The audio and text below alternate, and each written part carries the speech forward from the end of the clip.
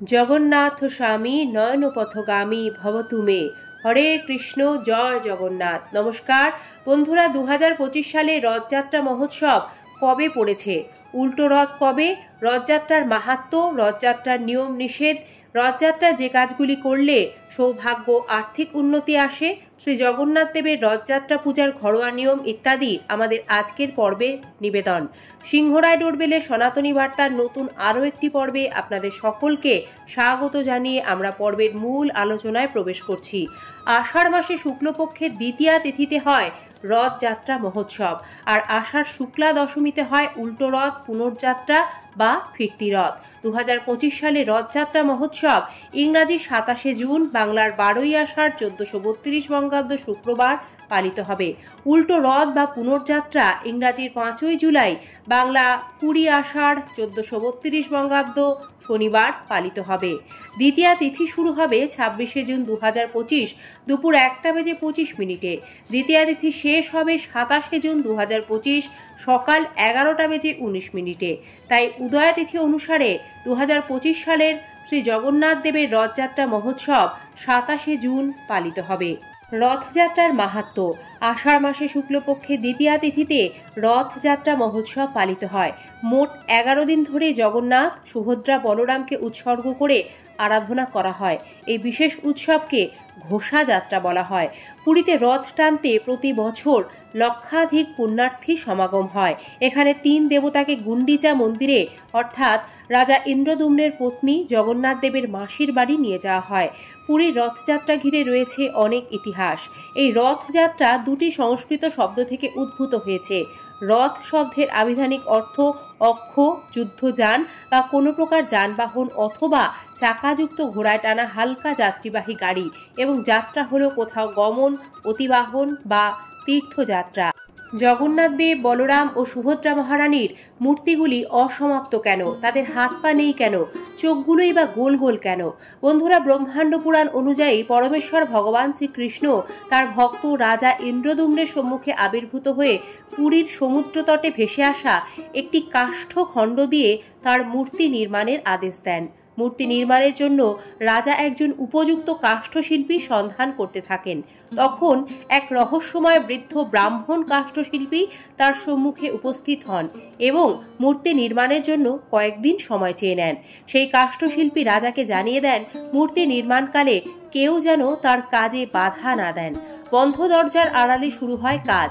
রাজা ও রানী সহ সকলেই নির্মাণ কাজের ব্যাপারে অত্যন্ত আগ্রহী হয়ে ওঠেন। প্রতিদিন তারা বন্ধ দরজার কাছে যেতেন এবং শুনতে পেতেন ভেতর থেকে খোদাইয়ের আওয়াজ ভেসে আসছে।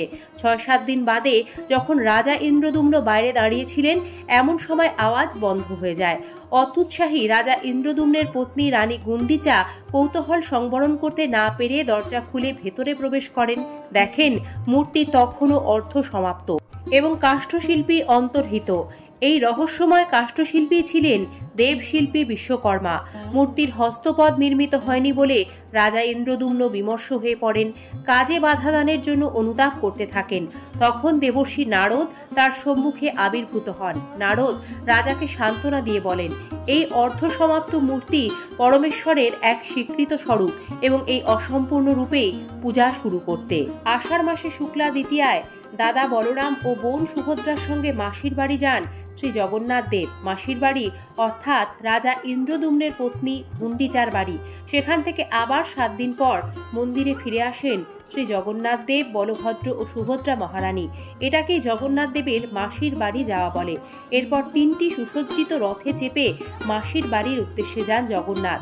এই যাওয়াকে সোজা রথ আর ফিরে আসাকে পুনর্যাত্রা বা উল্টো রথ বলে।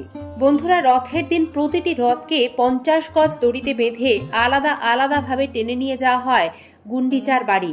রথ নির্মাণের জন্য কাঠ সংগ্রহ হয় বসন্ত পঞ্চমীর দিন থেকে। সে কাঠগুলি নির্দিষ্ট পরিমাণে কাটা শুরু হয় রামনবমী তিথি থেকে, আর রথের নির্মাণ শুরু হয় অক্ষয় তৃতীয়া থেকে। ভগবান জগন্নাথ, বলভদ্র, সুভদ্রা মহারানীর জন্য যে রথ, তা সম্পূর্ণ করতে প্রায় 2 মাস সময় লাগে। ভগবান জগন্নাথের জন্য যে রথ তৈরি করা হয় তা হলুদ ও লাল রঙের কাপড়ে মুড়ে দেওয়া হয়।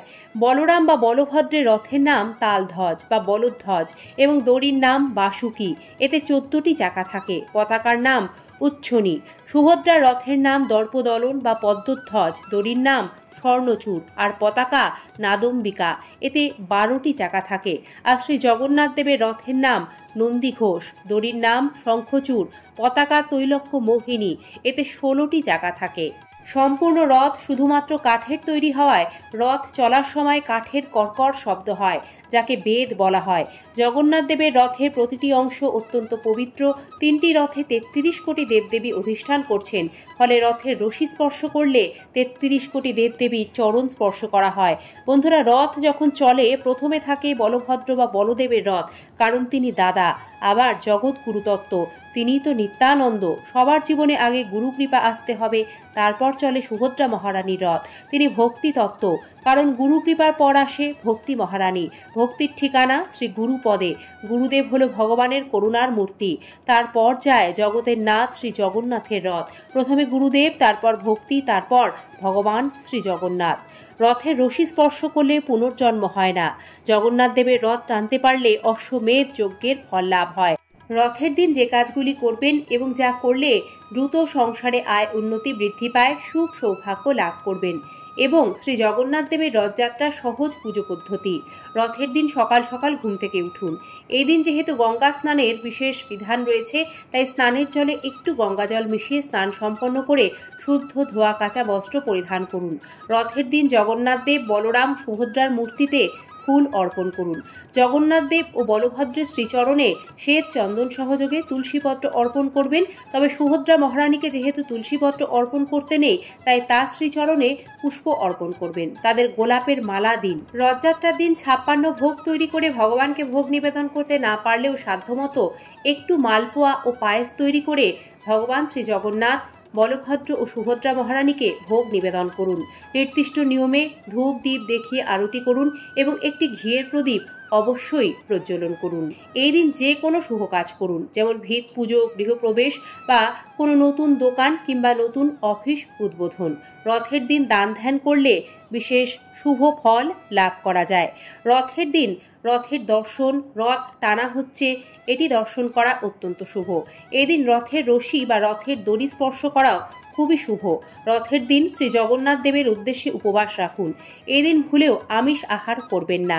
রথের দিন একটি নতুন তামা বা পেতলের বাটিতে কিছুটা অখণ্ড আতপ চাল, 1 টুকরো হলুদ, একটা 1 টাকার কয়েন এবং একটা কড়ি জগন্নাথ দেবের সামনে রেখে দিতে হবে। তারপর উল্টো রথের শেষ লগ্নে সেই বাটি সহ সব সামগ্রী কোনো মন্দিরে দান করে দিতে হবে। এতে আর্থিক সমস্যা থেকে দ্রুত মুক্তি লাভ করবেন। রথের দিন জগন্নাথ দেবের গলায় 108টি তুলসী পাতার মালা পরান। শ্রী বলভদ্রকেও এই তুলসী পাতার মালা পরাতে পারেন। তবে অবশ্যই এক্ষেত্রে খেয়াল রাখবেন যে তুলসী পাতা যেহেতু ফুটো করে বা ছেদ করে মালা গাঁথা যায় না, তাই তুলসী পাতার ডাঁটিতে বেঁধে বেঁধে মালা তৈরি করে তাদের অর্পণ করবেন। রথযাত্রার দিন বাড়িতে গাছ বসানো অত্যন্ত শুভ। এই দিন একটি নতুন হলুদ কাপড়ে 11 রকমের গোটা ফল, 11 রকমের মিষ্টি এবং 11টি 1 টাকার কয়েন বেঁধে জগন্নাথ দেবের শ্রীচরণে অর্পণ করুন। দীর্ঘদিনের কোনো মনের ইচ্ছা দ্রুত পূর্ণ করতে চাইলে রথের দিন শ্রী জগন্নাথ দেবের চরণে 108টি গোলাপ ফুল অর্পণ করুন। যদি 108টি সম্ভব না হয়, তবে 11 বা 21টি গোলাপ ফুলও অর্পণ করতে পারেন। এতে অতি প্রসন্ন হন জগন্নাথ দেব। তার কৃপায় সুখ সৌভাগ্য লাভ করবেন, পূর্ণ হবে মনস্কামনা। বন্ধুরা, ভক্তি ভরে শ্রী জগন্নাথ দেবের রথযাত্রা মহোৎসব দর্শন করে যিনি আনন্দিত হন, চতুর্দশ ইন্দ্রের রাজত্ব যাবৎ তাকে নরকীয় যাতনা ভোগ করতে হয় না। কলিযুগে যে ব্যক্তি সুকৃতি লাভের অভিলাষে জগন্নাথ দেবের রথ উৎসবের মহিমা প্রচার করেন, তিনি রত্নময় পর্বত, সমুদ্র, ফল ফুলময় অরণ্য, সবজি শস্যময় ক্ষেত্রপূর্ণ সপ্তদ্বীপা বসুন্ধরা দানের ফল লাভ করেন।